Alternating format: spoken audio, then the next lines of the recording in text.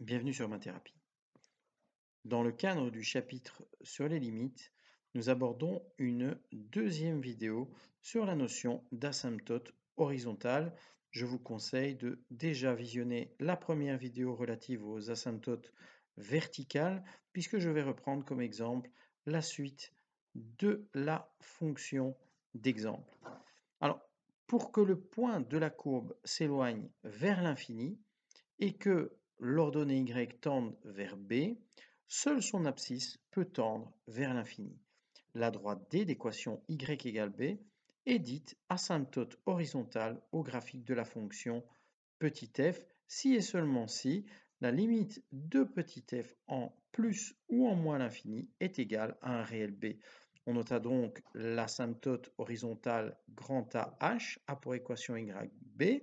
Ça implique que la limite lorsque x tend vers plus l'infini de la fonction f de x tend vers b, ou bien la limite lorsque x tend vers moins l'infini de la fonction f tend vers cette valeur b. Alors ça peut être la même asymptote horizontale en plus ou en moins l'infini, mais vous pouvez avoir deux asymptotes horizontales différentes, une seule que ce soit en plus ou en moins l'infini, ou bien, on le verra plus tard, une asymptote oblique d'un côté et une asymptote horizontale de l'autre. Mais quand vous avez un comportement asymptotique lorsque x tend vers l'infini, si c'est une asymptote horizontale, il ne sera pas possible à ce moment-là d'avoir une asymptote oblique, et si c'est une asymptote oblique, il ne sera pas possible d'avoir une asymptote horizontale. C'est l'un ou l'autre.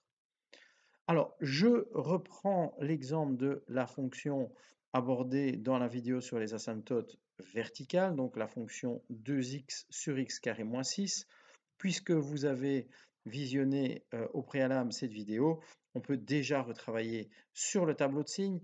Ici, ce qui m'intéresse, ce ne sont pas les comportements asymptotiques en moins 2 et en 3, qui donnent lieu pour ces deux valeurs à des asymptotes verticales, mais le comportement asymptotique de la fonction pour des valeurs infinies, donc en moins et en plus l'infini.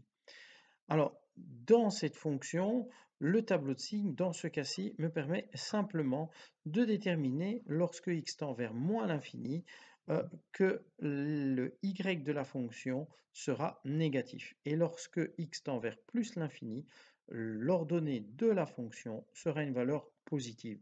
Je vais donc être amené à calculer respectivement les limites lorsque x tend vers moins et vers plus l'infini de la fonction f de x.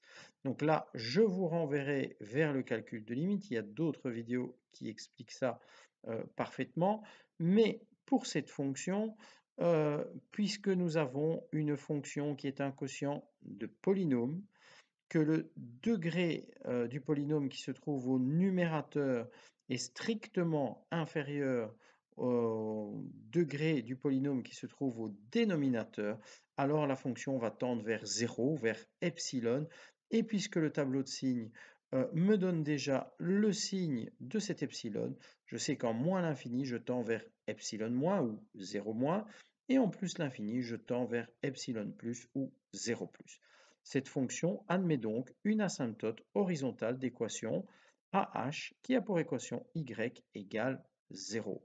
Et donc je reprends le graphique de la fonction f de x. J'avais déjà tracé au préalable l'asymptote verticale 1 en x égale moins 2 et l'asymptote verticale 2 en x égale 3. Et maintenant, vous voyez apparaître en rouge sur votre écran une asymptote horizontale qui est au fait l'axe des x et qui a donc pour équation y égale 0.